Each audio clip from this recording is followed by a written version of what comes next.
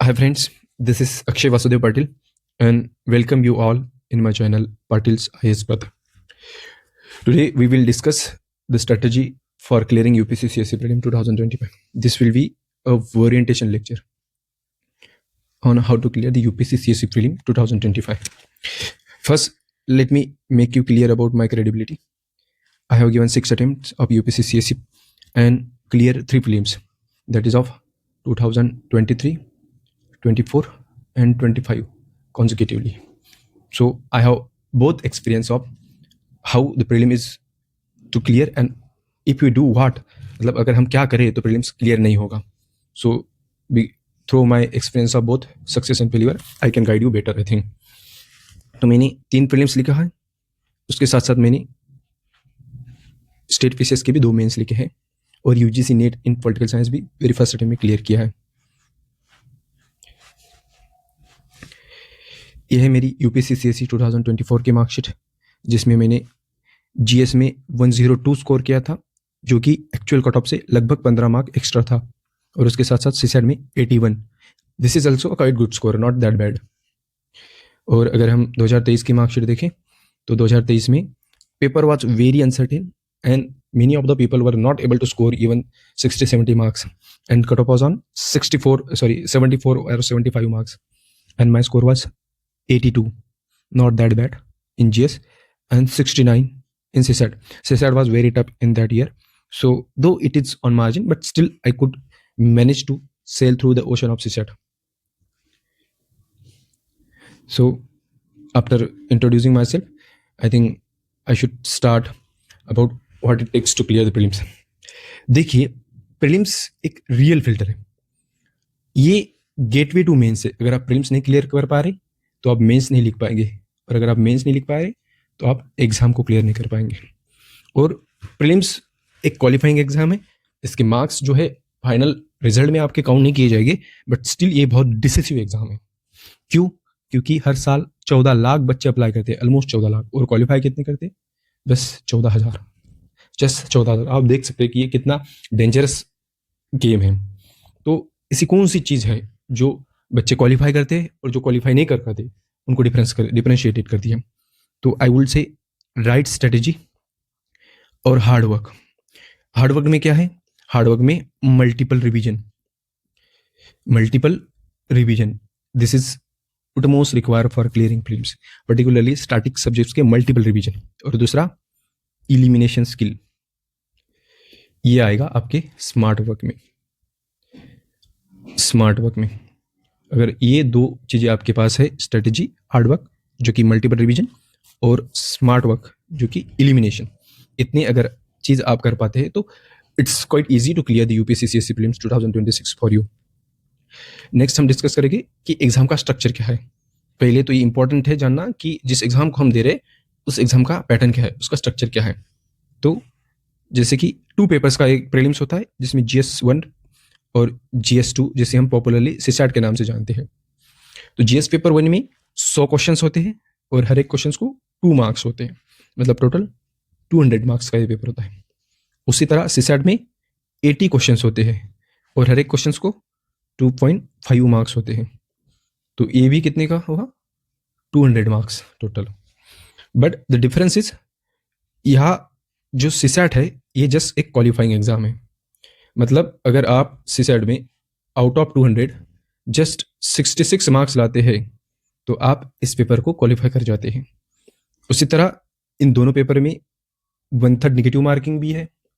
1/3 negative marking मतलब suppose GS1 का कोई क्वेश्चन है तो एक क्वेश्चन अगर आप करेक्ट करते हैं तो आपको मिलेंगे 2 मार्क्स. उसी तरह से अगर आप एक क्वेश्चन को इनकरेक्ट करते हैं तो आपको इस 2 मार्क्स का जितना 1/3 होता है वो नेगेटिव में चला जाएगा. मतलब अगर आपने 10 क्वेश्चंस करेक्ट किए हैं तो आपने 20 मार्क्स स्कोर किए हैं, और उसके बाद आपने एक क्वेश्चन इनकरेक्ट किया है तो उनमें से 0.66 मार्क्स आपका डिडक्ट किया जाएगा इन 20 मार्क्स से. This is called negative marking. और उसी तरह सीसैट में 0.83 मार्क्स आपके डिडक्ट किए जाते हैं अगर आप एक क्वेश्चन को रॉन्ग करते हैं. तो ये हमने डिस्कस किया सभी. व्हाट इज द स्ट्रक्चर और the exam pattern of the UPSC CSE prelim. Next हम जाएंगे नेचर ऑफ द क्वेश्चंस. पहले तो ये जानना जरूरी है कि किस टाइप के क्वेश्चन यूपीएससी पूछता है। क्या यूपीएससी फैक्चुअली हेवी क्वेश्चन पूछता है, बहुत फैक्ट लोडेड क्वेश्चन पूछता है? तो answer is no, absolutely no. बहुत ही कम क्वेश्चन होंगे जिसमें फैक्ट्स को जानना जरूरी होता है।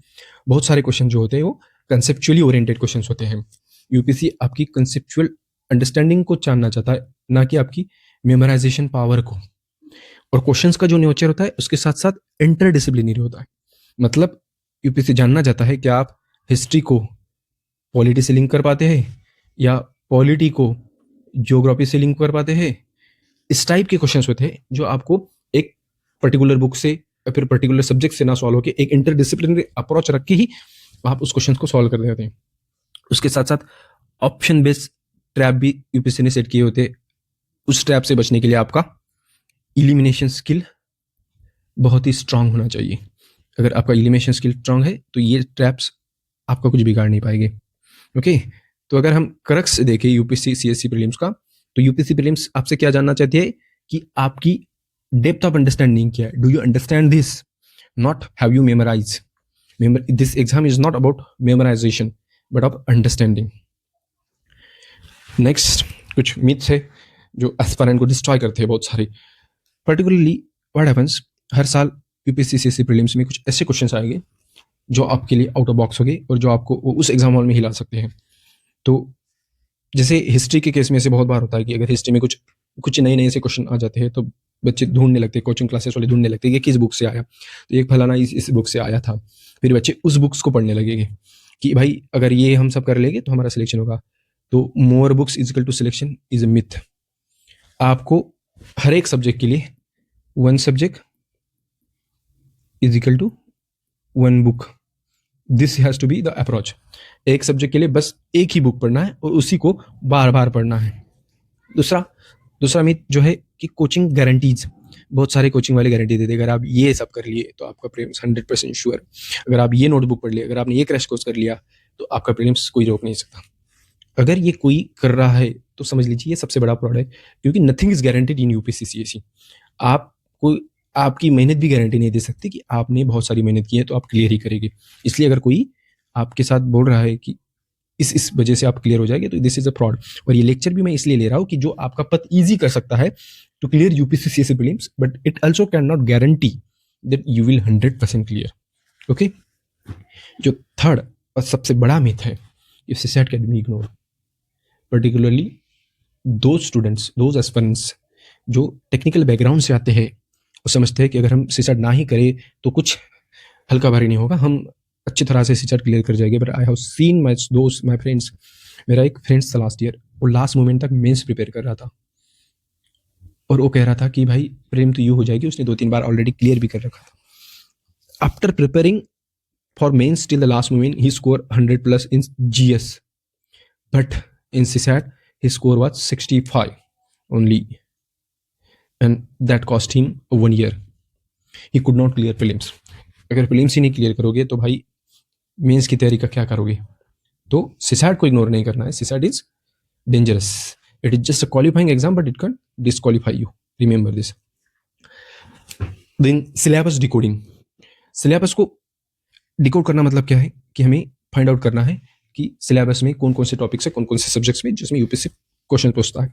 Particularly polity, economy, history and culture, geography, environment, science and tech and current affair, ये इतने टॉपिक्स। इसमें भी हर एक टॉपिक का अपना अपना एक वेटेज है।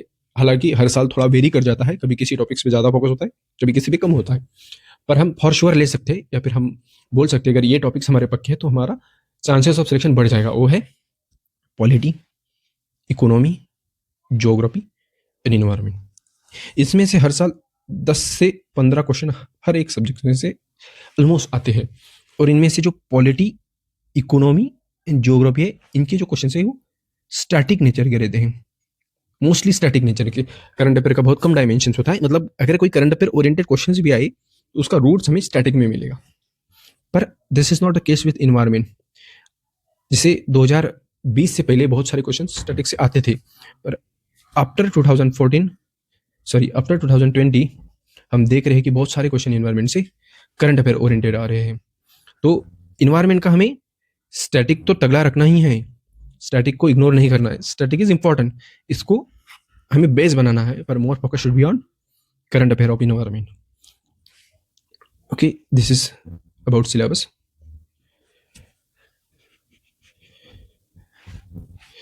Next, let's move to the PYQs. This is the master key to clear the UPSC CSE prelim. Without PYQ, it is near to impossible to clear the prelims. PYQs are the golden mantra to clear this exam.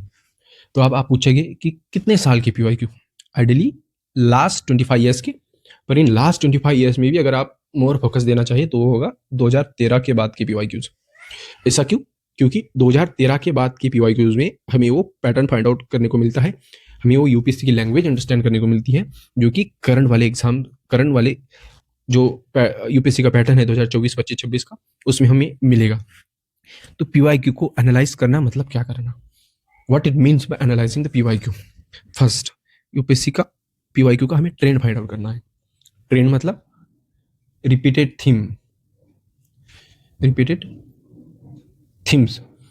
Themes मतलब जैसे polity का कोई PYQ है तो polity के PYQ में ज्यादा questions किस टॉपिक पे आते हैं? जैसे आएंगे पार्लियामेंट, प्रेसिडेंट, फंडामेंटल राइट्स, ऐसे कुछ बहुत सारे टॉपिक्स आपको मिलेंगे हर एक सब्जेक्ट्स में से जो रिपीटेडली उस पे क्वेश्चंस आते रहते हैं. तो हमें उन टॉपिक्स को आइडेंटिफाई करना है थ्रू PYQs और उन पे पढ़ते वक्त ज्यादा फोकस देना है. This is one dimension of analyzing PYQs. The second dimension of analyzing PYQs is option pattern. जब भी PYQ एनालाइज करें वहां के क्वेश्चंस के ऑप्शन पैटर्न को समझे. ऑप्शन पैटर्न मतलब क्या?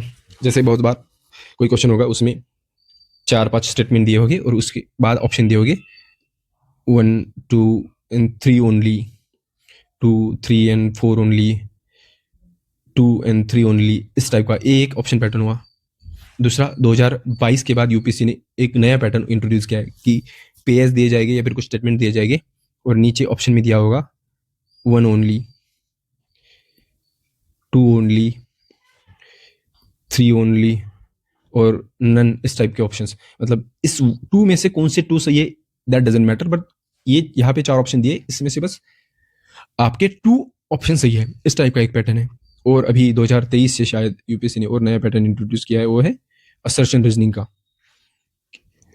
ऊपर 2 या 3 स्टेटमेंट दी जाएगी और 1 is correct, both 1 and 2 are correct and second is correct explanation of the first.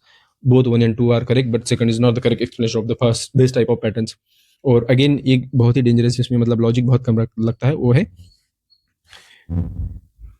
1 only, 2 only, both 1 and 2, neither 1 and 2, इस टाइप के क्वेश्चंस. तो ये जो सभी जो यूपीएससी क्वेश्चंस में PYQ में जो पैटर्न्स आते हैं उस पैटर्न को आपको लर्न करना है ताकि जब आप एग्जाम हॉल में जाए तो आपको कोई भी PYQ का पैटर्न नया ना लगे. तीसरा, यूपीएससी की लैंग्वेज फाइंड आउट करना है. Language, this is the most important.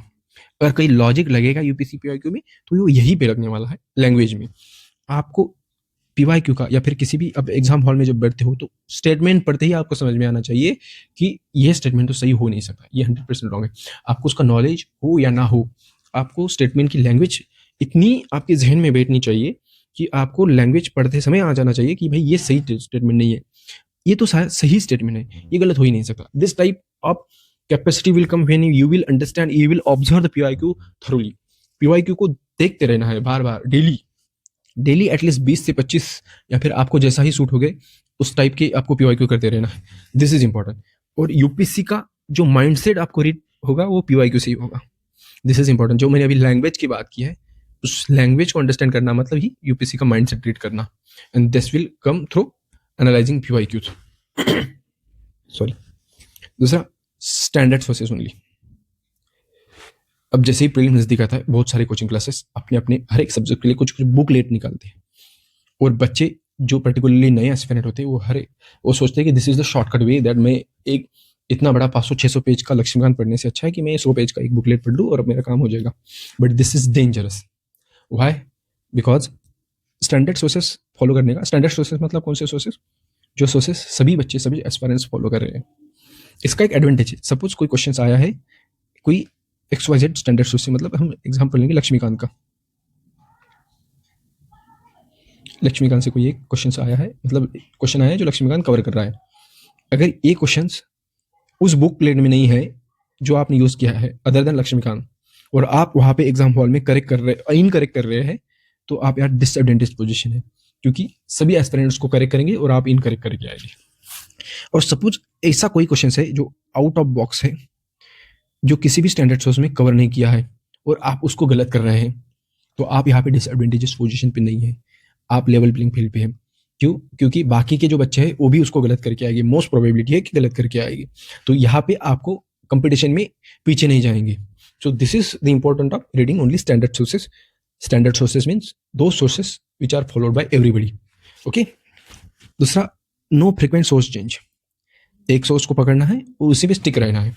कोई दोस्त ने बोला कि यार ये तो बहुत अच्छा सोर्स है, इसमें तो बहुत सारे क्वेश्चंस कवर हो रहे हैं, ये ऐसा है वैसा है, और उससे आप फ्लक्चुएट हो रहे हैं और अपने सोर्सेस को बदल रहे हैं, तो you are inviting disaster. Remember, you are inviting disaster. एक सोर्स को लेना है, उसको मल्टीपल रिवीजन देना है। Revision is the key. If you want to clear the prelims, revision is the key. So frequent sources changes is not a good thing. और हाँ, दूसरा, अगर जो पर्टिकुलरली जो फ्रेशर बच्चे हैं उनके लिए दे मे बी कंफ्यूज कि भाई किस सब्जेक्ट के लिए कौन सा सोर्स सही रहेगा। I would briefly tell polity, Laxmikant,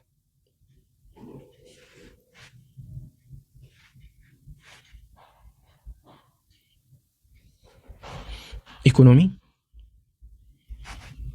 basic NCERT जो 11-12 की है,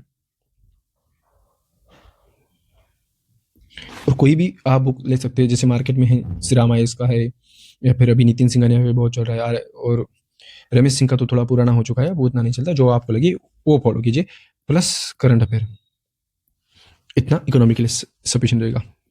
दूसरा, हिस्ट्री। हिस्ट्री में आप पढ़ सकते हैं एनसीईआरटीज, या फिर मॉडर्न के लिए स्पेक्ट्रम, मॉडर्न के लिए स्पेक्ट्रम, या फिर बिपिन चंद्रा की एनसीईआरटी।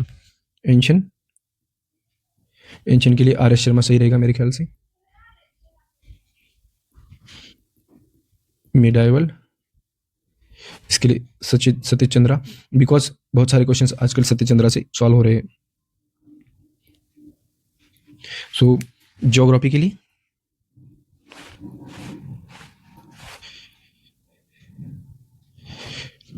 इलेवेंथ एंड 12th का एनसीईआरटी प्लस एटलस, कोई भी अच्छा एटलस लीजिए और उसको डेली 10-15 मिनट पढ़िए। और 11-12 का एनसीईआरटी जो कि फंडामेंटल्स ऑफ फिजिकल ज्योग्राफी और इंडिया का फिजिकल ज्योग्राफी वाला 2 बुक्स है, दैट विल बी सफिशिएंट। और उसके साथ साथ आप जेसी लियोंग में से जो पर्टिकुलरली क्लाइमेटोलॉजी वाला चैप्टर है उसको पढ़ सकते हैं। अगर इन्वायरमेंट की बात की जाए तो इन्वायरमेंट में आप शंकर आइस पढ़ सकते हैं, या फिर ओपीएमएफ आइस है उसको भी पढ़ सकते हैं। और करंट अफेयर के लिए ओनली वन सोर्स, कोई भी वन सोर्स लीजिए और उसको पढ़िए। अगर हम आगे करंट अफेयर को डिस्कस करेंगे, तो करंट अफेयर में अगर हम प्रीलिम्स का ओनली बात करें, तो ओनली प्रीलिम्स के लिए daily news reading will not help that much. Daily news reading will not, it will help for the mains but not for the prelims. For prelims आप कोई भी एक मैगजीन उठा सकते हैं, और मैगजीन उठा के उसको thoroughly on a daily basis, जैसे आप 2 घंटा न्यूज़पेपर पढ़ेंगे, उससे अच्छा है कि आप मैगजीन 2 घंटा डेली पढ़े, तो उससे आपका प्रीलिम्स में बहुत ज़्यादा हेल्प हो जाएगा। तो करंट अफेयर में भी इशू बेस फोकस होना चाहिए, ना कि न्यूज़ बेस। इश्यूज पे फोकस करना चाहिए। और उसके अलावा अगर कोई गवर्नमेंट स्कीम है, नई स्कीम आई है, या फिर पुरानी भी स्कीम अगर न्यूज़ में है, जैसे अभी मनरेगा की जगह जी राम जी का इशू चल रहा है, तो इस टाइप की जो न्यू करंट गवर्नमेंट स्कीम्स है उस पर ज़्यादा फोकस करना है। उनका क्वेश्चंस, उन पे क्वेश्चन बनने के बहुत ज़्यादा प्रोबेबिलिटी रहते हैं। दूसरा, रिपोर्ट एंड इंडाइजेज। रिपोर्ट एंड इंडाइजेज में पर्टिकुलरली हु रिलीजेज इट। दूसरा, इंडिया की रैंक क्या है, ये बहुत इंपॉर्टेंट थिंग है। और जैसे मैंने पहले बताया, इन्वायरमेंट और साइंस एंड टेक के mostly questions current affair focus होते हैं, तो इन्वायरमेंट के साथ साइंस के भी क्वेश्चंस को आपको, साइंस के भी जो न्यूज़ टॉपिक्स है उसको बहुत अच्छी तरह से पढ़ना चाहिए। और उसके साथ साथ कोई कॉन्स्टिट्यूशनल या फिर इकोनॉमिक इशू चल रहे हैं तो उसको भी ध्यान दीजिए, क्योंकि बहुत बार इकोनॉमिक टर्म्स जो न्यूज़पेपर में आती है या फिर जो हमें न्यूज़पेपर करंट अफेयर के मैगजीन में मिलती है, उस पर यूपीएससी क्वेश्चन पूछ लेता है। जैसे 2019 में एक क्वेश्चन था कि right to marry come under which article, तो था आर्टिकल 21। तो ये जो राइट टू मैरी का इशू है उस टाइम न्यूज़ पे चल रहा था, तो इस वजह से इसमें क्वेश्चन पूछ लिया था। तो अगर कोई न्यूज़ में कॉन्स्टिट्यूशनल इशू चल रहा है, कोई इकोनॉमिक इशू चल रहा है, कोई टर्म्स हमें कॉन्स्टिट्यूशनल या इकोनॉमिक टर्म्स दिखे तो उस पर ज़्यादा फोकस रखना है। दूसरा सिसैट, दिस इज इंपॉर्टेंट।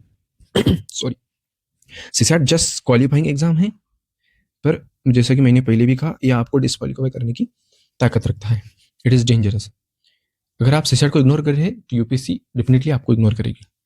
तो सिसैट को क्लियर करने के लिए, जैसे मेरा सिसैट बहुत वीक रहता था, कभी कभी मैंने 36 मार्क्स भी स्कोर किए, 36 में मैंने 81, और अभी जो 2025 का मैंने मेंस लिखा है उसमें मेरा 90 प्लस आ रहा था सिसैट में। तो ये 36 से 90 की जर्नी कैसे कवर की जाए, तो आई would suggest start early. Early मतलब अभी से स्टार्ट कीजिए। और सिसैट में भी जो मेन फोकस रखना है कि हमें, जैसे इन केस ऑफ दो स्टूडेंट्स हु आर वीक इन सिसैट, आपको डेली प्रैक्टिस करना है सिसैट डेली 1 और 2 आवर।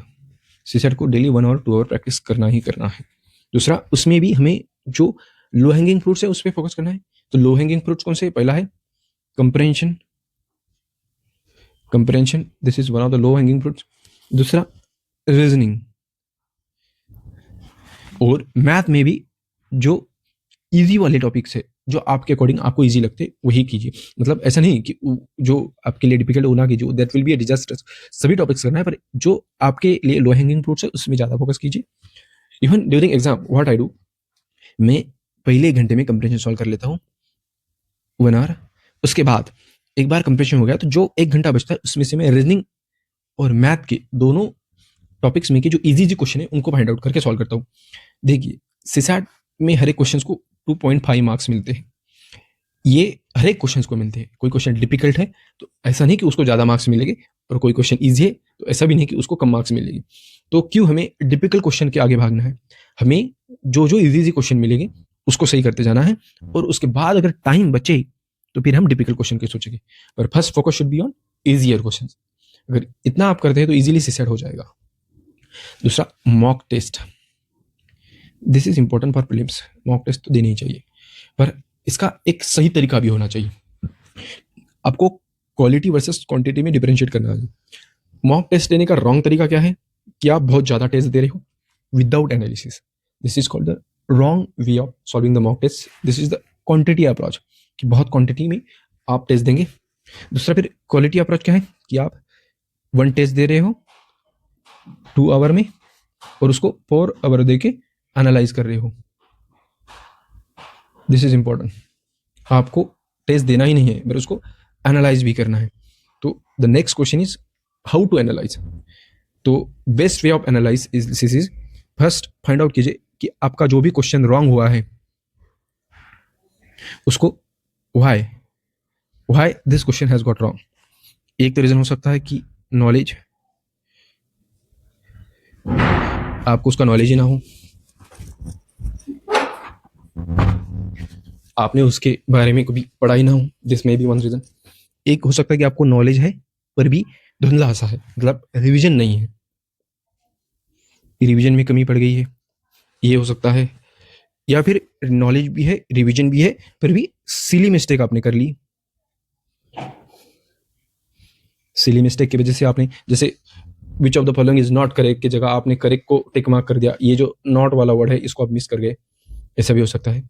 तो you have to find out कि अगर आपने कोई क्वेश्चन इनकरेक्ट किया है तो क्यों इनकरेक्ट किया है।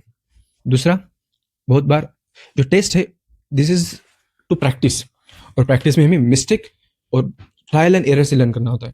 तो जो हम गेस लगाते हैं, तो अगर आपने किसी क्वेश्चन में गेस लगाया और आपका गेस रॉन्ग गया, तो फाइंड आउट कीजिए कि आपने किस टाइप का थॉट प्रोसेस रखा था उस गेस को लगाते हुए को जो आपका रॉन्ग गया। और अगर कोई गेस सही गया है तो जो गेस आपका सही गया है उसमें भी फाइंड आउट कीजिए कि आपकी थॉट प्रोसेस कैसी थी कि जिसकी वजह से आपका ये क्वेश्चन सही हुआ है। दूसरा, वीक टॉपिक को फाइंड आउट कीजिए।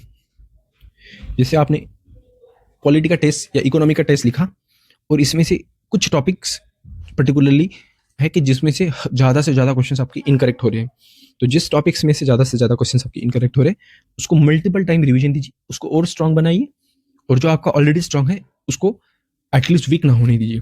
सो this is called how to analyse और deep analysis of test series. दूसरा एक बहुत इंपॉर्टेंट जो है इलिमिनेशन, आपको टेस्ट सीरीज में इलिमिनेशन टेक्निक को परफेक्ट करना है। इलिमिनेशन टेक्निक्स को जितना ज़्यादा अप्लाई कर सकते हैं उतना ज़्यादा आपको टेस्ट सीरीज में अप्लाई करके देखना है। This is the thing where you can make mistakes but not in the real exam. So the next question would be कि कितने टेस्ट सफिशिएंट रहेंगे। देखो बहुत ज़्यादा टेस्ट देना तो सही नहीं रहेगा मेरे ख्याल से, तो for GS I would suggest 20 to 25 test, this will be sufficient for GS 20 to 25 tests, and for CSAT 15 to 20 tests. GS or CSAT, so this much I think is sufficient. और बाकी आप UIQ पे focus कर सकते हैं। Next and most important revision. Revision is the real game changer. तो minimum कितने revision हो जाने चाहिए? 3 से 4 revision is sufficient. But revision करते वक्त जैसे पहली आप रिवीजन करेंगे तो आपको एक बेसिक अंडरस्टैंडिंग आ जाएगी, दूसरे रिवीजन में आपका रिटेंशन बढ़ जाएगा, कंसेप्ट को अंडरस्टैंड करने का, उसको कंसेप्ट को रिटेन करने का जो पावर है वो बढ़ जाएगा, और तीसरी रिवीजन में आप इलिमिनेशन के लिए रेडी हो जाएंगे। So this is for this you need at least 3 to 4 revisions. Okay, उससे भी important last 60 days. In last 60 days में revision plus test, nothing else. Last 60 days में कुछ भी नया नहीं पढ़ना है, बस रिवाइज करना है और मल्टीपल टेस्ट लगाना है। Next, exam day's attempt strategy. Actually this is ideal to be told when the exam is approaching, but still we are discussing, we will complete it. Exam day में ideal attempt I would say 90 plus. अगर आप पूछे कि मैं कितना मारता हूँ तो मैं 100 आउट ऑफ 100, पर मैं हर एक क्वेश्चन मार्क करता हूँ तो उसके पीछे एक लॉजिक होता है, कोई भी वाइल्ड गेस नहीं होता है, इंटेलिजेंट गेसिंग होती है। तो अगर आपको इंटेलिजेंट गेसिंग आती है तो आप भी 100% 100 के 100 क्वेश्चन मार सकते हैं, पर किसी भी हद में आप 90 से कम मत आ जाइए, क्योंकि अगर आप बहुत कम अटेम्प्ट कर रहे हैं तो you are already eliminated from the competition. So be mindful of that कि बहुत ज़्यादा से ज़्यादा अटेम्प्ट करना। अटेम्प्ट करने में 2 राउंड स्ट्रेटेजी जो सभी टॉपर्स बताते हैं कि पहले राउंड में आपको वही क्वेश्चंस मार्क करने हैं जिसके बारे में आप श्योर हो, जिसके बारे में आपको नॉलेज है, या फिर आप अपने लॉजिक से भी उसको अगर सॉल्व कर रहे हैं तो आपको श्योर है कि ये तो सही है। दूसरे राउंड में आपको कैलकुलेटेड रिस्क लेना है। आपको जहाँ पे 2 या 3 में से श्योर है, एक स्टेटमेंट श्योर नहीं है, इस टाइप के जो क्वेश्चन है उसमें आपको रिस्क लेके, कैलकुलेटेड रिस्क लेके अटेम्प्ट करना है। दूसरा जो बहुत इंपॉर्टेंट है वो है स्टे काम। एग्जाम में पेपर कितना भी डिफिकल्ट हो, आपको काम रहना है, क्योंकि डिफिकल्ट अगर आपके लिए है तो सबके लिए है। आपने 1 साल की प्रिपरेशन की है, फिर भी अगर आपके लिए डिफिकल्ट जा रहा है, इसका मतलब पेपर सबके लिए डिफिकल्ट है। So don't worry about difficulty of the exams and be calm and compose. Mental discipline is most important thing in for this exam, क्योंकि प्रीलिम्स एक एग्जॉस्टिंग स्टेज है। आपको कंसिस्टेंटली 2 पेपर दिन में देने होते हैं और इसमें बहुत सारे फटिक्स वगैरह आपको फील होगा, तो आपको कंसिस्टेंसी रखनी है और अपना मोटिवेशन ऑलवेज हाई रखना है। ओके, और सोशल मीडिया डिटॉक्स से तो हमेशा ड्यूरिंग एग्जाम दूर रखना है अपने, कोई कंपैरिजन नहीं, कोई सोशल मीडिया डिटॉक्स को अपने आसपास मत भटकने देना, बिकॉज यूपीएससी प्रीलिम्स उनके लिए नहीं है कि जो इंथुजियाज्म से स्टार्ट करते, बल्कि जो लास्ट तक टिके रहते हैं। This is important. आपको टिल लास्ट मोमेंट हिम्मत नहीं हारनी है, मतलब मैं नहीं तो कौन बे। दिस वाला approach will help you to clear the prelims. Final message, prelims is predictable if you are discipline. बहुत सारे मिथ है prelims is tough, but despite of it being tough, अगर आप डिसिप्लिन हो, आपकी एक फिक्स स्ट्रेटेजी है, आपने मल्टीपल टाइम रिवाइज किया है, पीआईक्यू को अच्छी तरह से एनालाइज किया है और प्रैक्टिस किया है, और उसके साथ साथ सीसैट को रिस्पेक्ट किया है, तो definitely prelims 2026 is very much achievable to you. And with this, I would like to end this session here. And if you think that there are any other suggestions as well to clear the prelims which I would have missed in this session, you can frankly comment it in the comment box. So thank you so much, friends, and see you soon.